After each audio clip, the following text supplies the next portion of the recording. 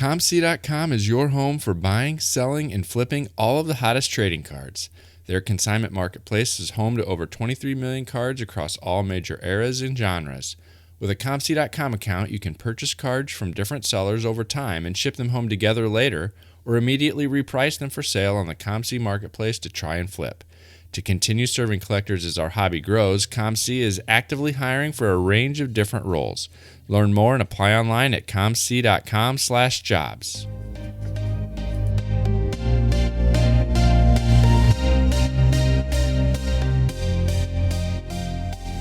You're listening to the WaxPackHero Sports Card Minute, a podcast where we discuss both the hobby and business sides of collecting.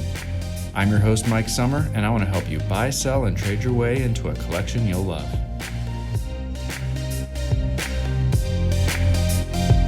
Hello, everybody, and welcome back to the WaxPackHero Sports Card Minute. It is Super Bowl weekend.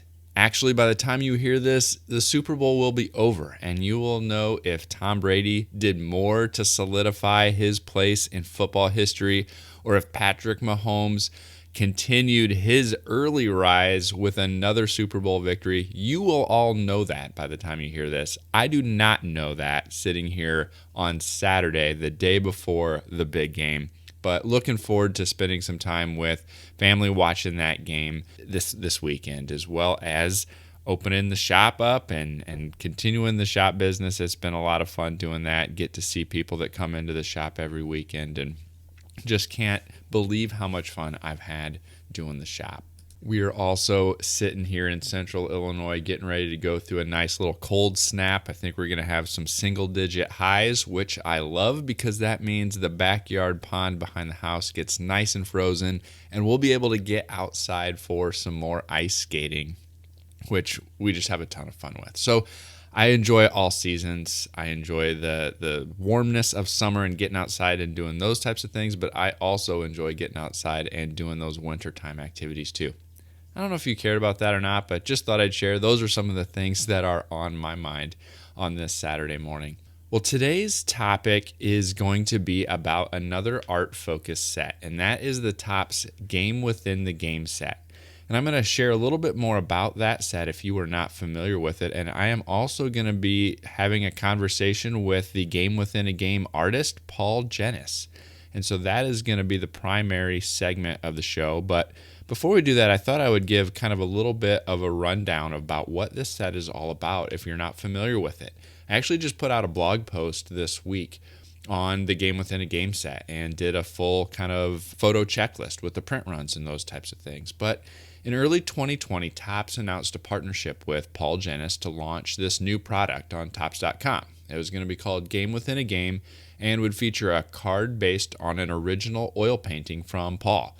And the cards would be released about one per month, and like the other on-demand sets, it would be printed to order, and it would only be available during that specified order window. Well, Aaron Judge was card number one, and he sold 3,089 copies. And throughout the rest of 2020, the print runs varied widely. Nico Horner had the smallest print run at 1,492, and Mike Trout garnered the most sales with 6,661. And that was card number 12 in December. Interestingly, there's a fun fact that the Louis Robert card printed and shipped without the RC designation, but Topps reprinted the card with the logo, and all of the customers who purchased that card directly from Topps received that second card.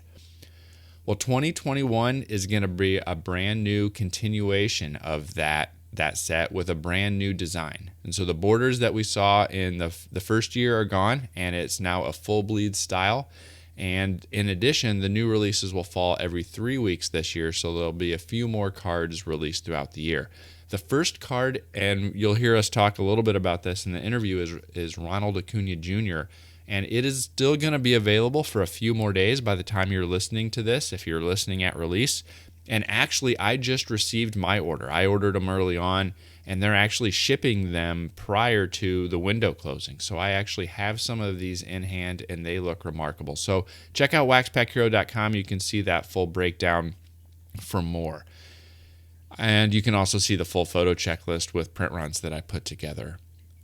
I also want to remind you to check out Underdog Events and Collectibles. They're an online shop run by collectors for collectors, and they break new product every Tuesday, Thursday, and Sunday night. You can check them out at www.udogcollect.com to see what they're breaking this week. And you can also subscribe on YouTube. It's a great way. That's the one of the best platforms to watch those live breaks. Once you've registered on the site, you can watch it on YouTube. And you can check out their Facebook group as well for a lot of dialogue and interaction with other collectors. So check them out at www.udogcollect.com and tell them WaxPackHero sent you. Let's go ahead and get into the conversation with Paul.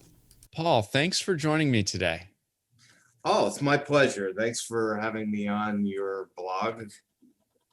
Yeah, no problem. I'm glad we get a chance to talk. I love talking with different artists who are producing sports art.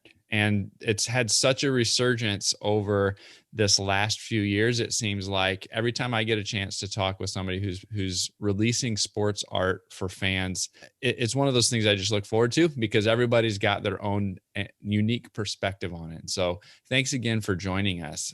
I wanted to just start by introducing some of what you have done throughout your career to those listeners who may not be as familiar with you in the past and from your past.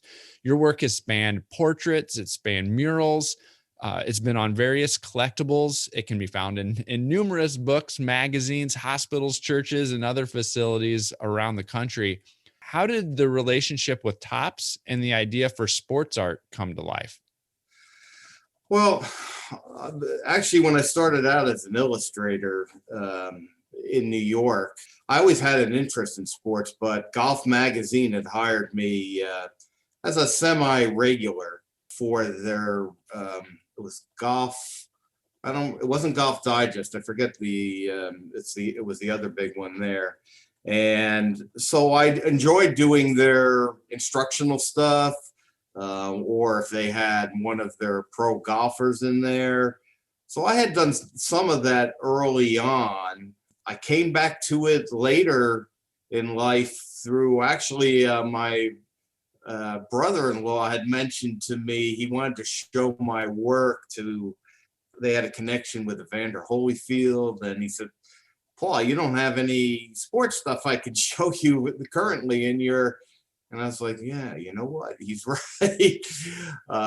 So I went ahead and I that's when I did a portrait of Odell Beckham at the time, 2-3 years ago. He was in his prime, with the New York Giants. And that's how it started from there. And then one thing led to the other. And then when did the relationship with Topps come into play? How did that come about?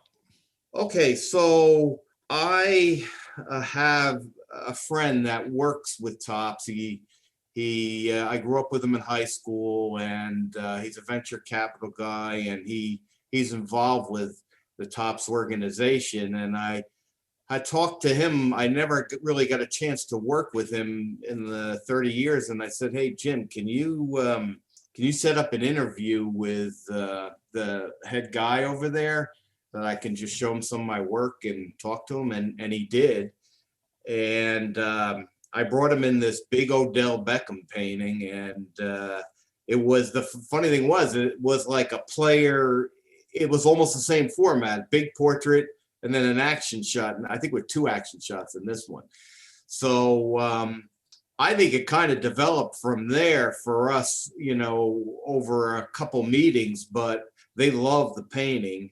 It was a large painting, so they knew it wasn't feasible for me to get these out on a regular basis. So it took me a while to figure out, how am I going to be able to do this where I can afford to do it. I can do it something that fits their format.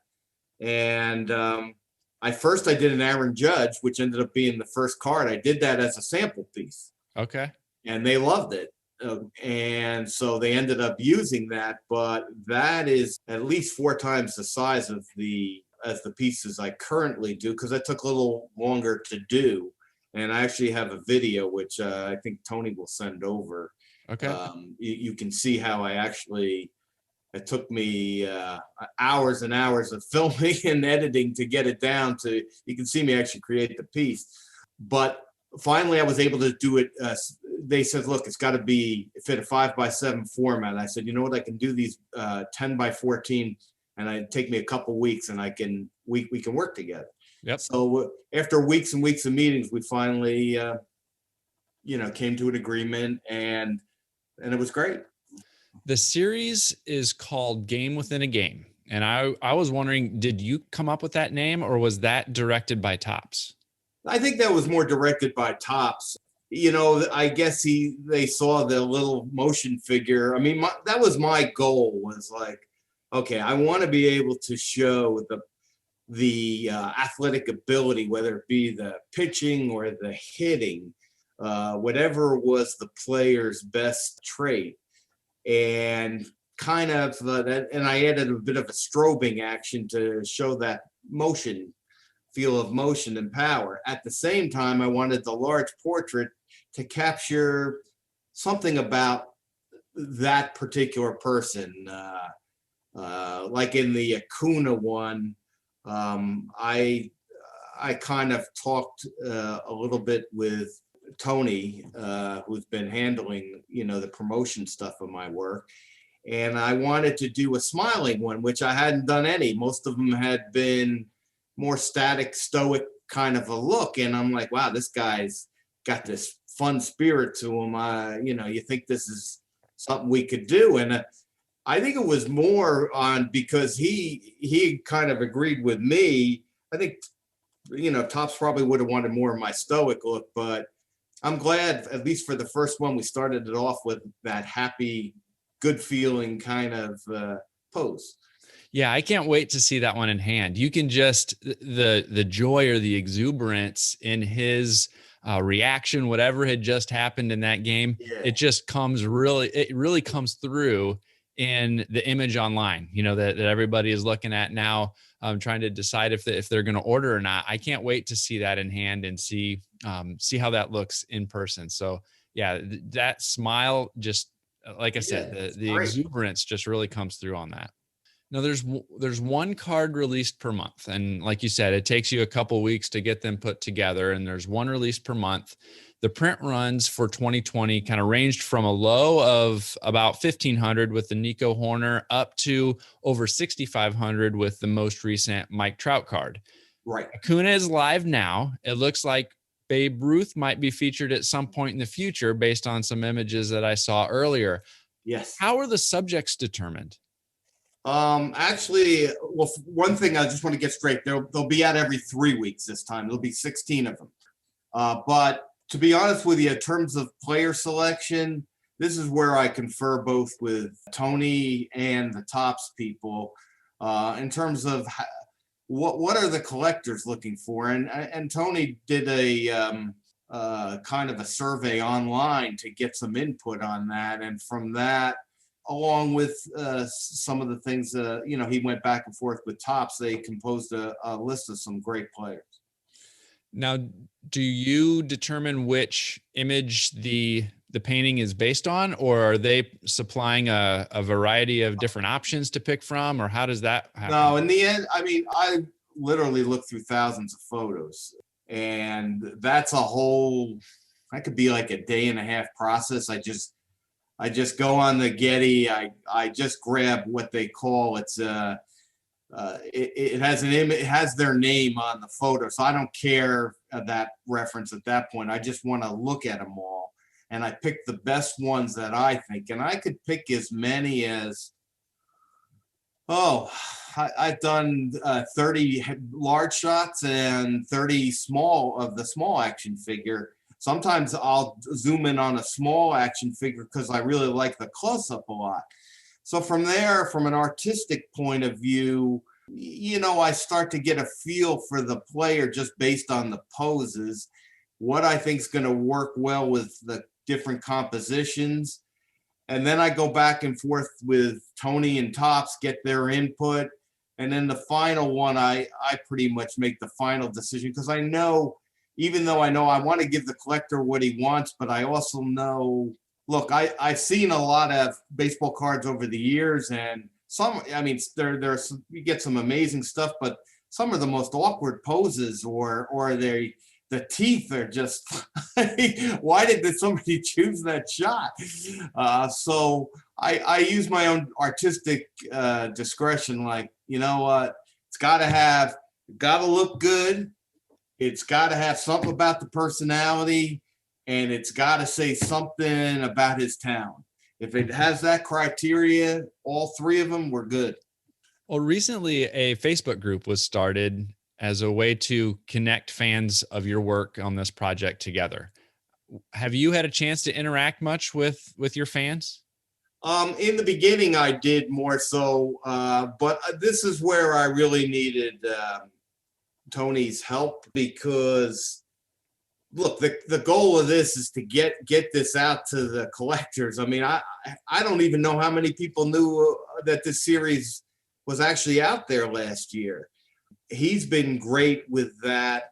There are times I'll interact, but quite honestly, my daughter's looked at some of my comments on the thing, and she says, "Did Tony say that, or did you say that?" So I tend to stay a little bit on the sideline, and I'm there when requested, or if it's a good moment for me to chime in. I'm always accessible. I just want to make sure I don't say something stupid. That's all.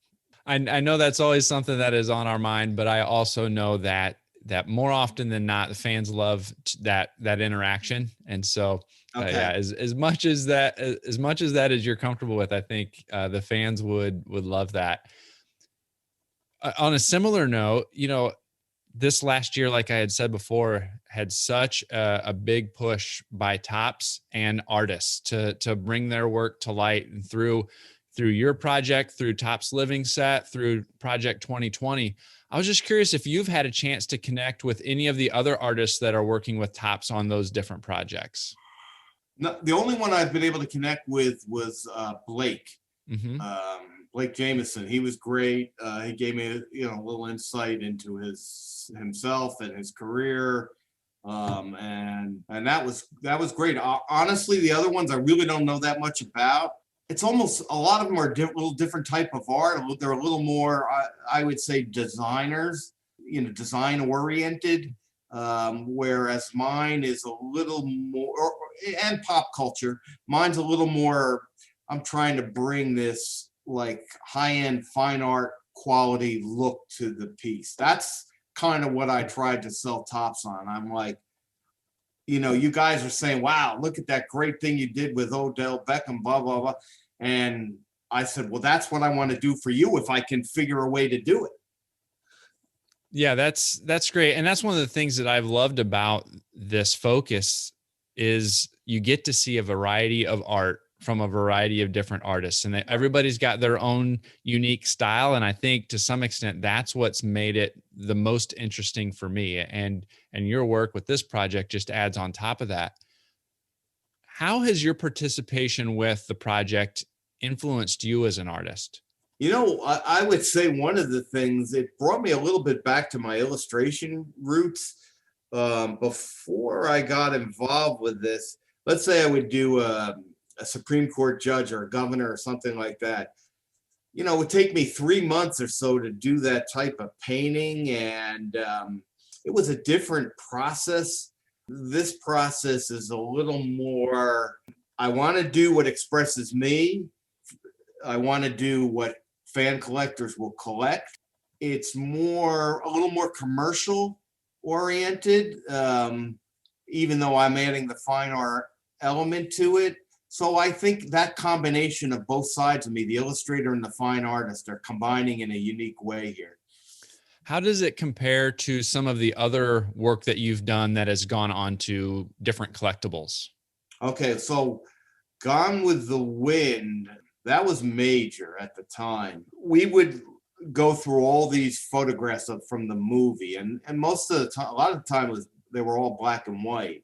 And then I would have to either do my own research. I have to find a way to colorize it. I think with them, the process, they were really tough in terms of, not that I mean, I'm sure, Top sends us through an approval process too, but honestly, there was one time Ted Turner and Odin Gone with the Wind at the time, and I had to come in to fix the eyelashes. So they really, like, if anything was slightly off. So it was great experience from a discipline point of view. You had touched on earlier the shift in working on more specific deadlines. You touched on the shift of maybe the size of the originals that you were doing here, and you've talked about, to some extent, some of the things that you are doing now from a promotion or a social media perspective. Those all seem like things that have forced you to maybe pivot a little bit or grow a little bit. I was curious also how you have grown throughout the project. What have you learned along the way that has influenced you as a person, and combining kind of your art with the business side of things too? Or is there anything that stands out that has made you grow and develop too? Yeah, I think I didn't realize how much of an influence social media was going to be with this process. And I just figured, okay, Topps, here's the painting, put it on your site, and people would just notice it's the quality of it, and that's it. Well, that's not the way it goes. you know, I know so many artists out there that some who are incredible with social media and the art lacks, or some who are incredible artists and there's just no business sense at all, and there's no way for them to make a living because they don't have any business sense at all. I've had that business sense, especially as an illustrator. I've had to reinvent myself a million times over. It's the only way you survive as an artist.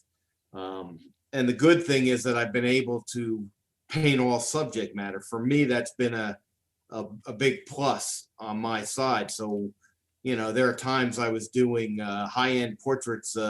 Somebody flew me out to Beverly Hills to paint their dogs. It's crazy what people want out there. So I love it all. I do love it all. This is nice because, when you get a little bit older, I would love this to be a place where I could land on and just finish my career off on. Have you had, or has the project led to any other commissions direct from fans? I've had some interest on it. They definitely been some purchases of the oil paintings and some possible future ones. Yeah, I think we're going to do pretty well in that area as more and more people are exposed. This is going to be the year of really trying to brand my work and put it out there. And so I'm really happy to be on your interview, and stuff like this is great for me. I appreciate it. Thanks. Yeah, I'm glad we're able to connect here. You talked about also earlier in the conversation how the cards were going to be released every 3 weeks this year.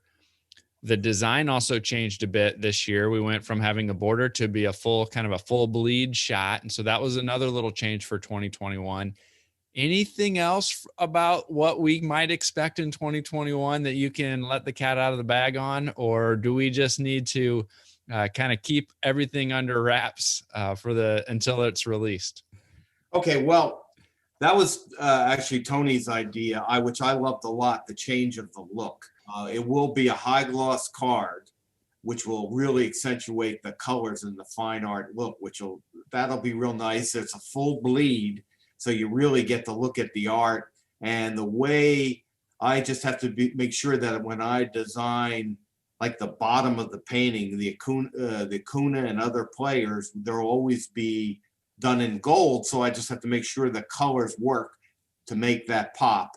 Outside of that, you mean like a list of some of the players? And I can give you a little bit of that if you'd like.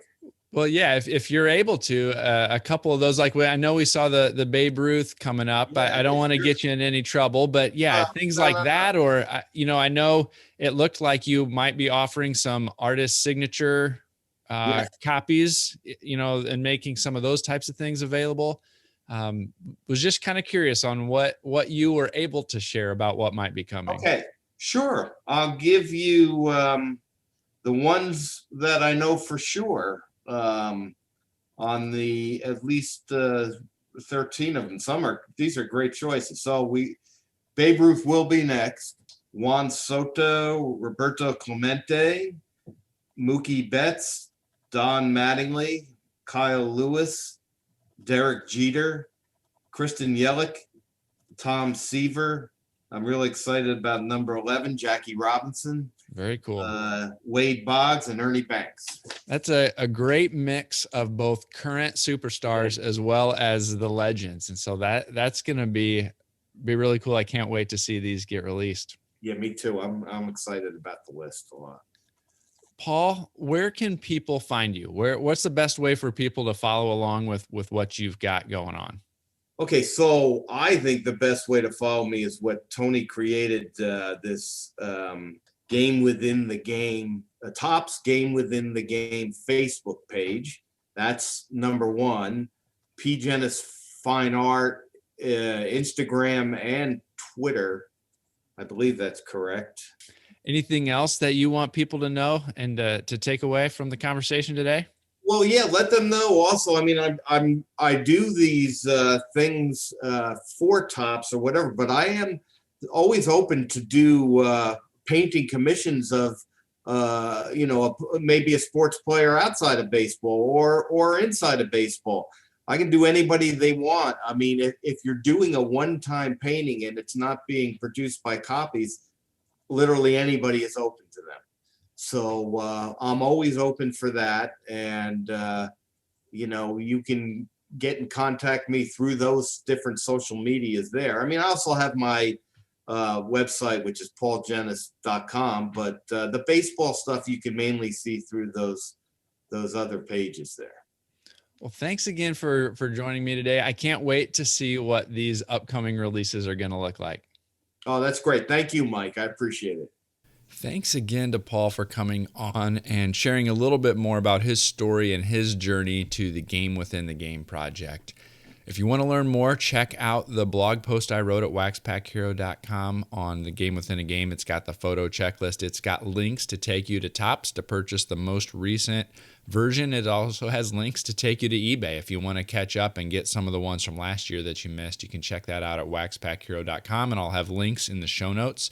You can also find the link to the Facebook group that Paul referenced in the show notes as well, if you want to jump in there and participate with other fans. I recently joined that about a month ago or so, and I've been having a lot of fun reading and hearing people's stories about the cards themselves, the artist prints, and those types of things. So check that out as well.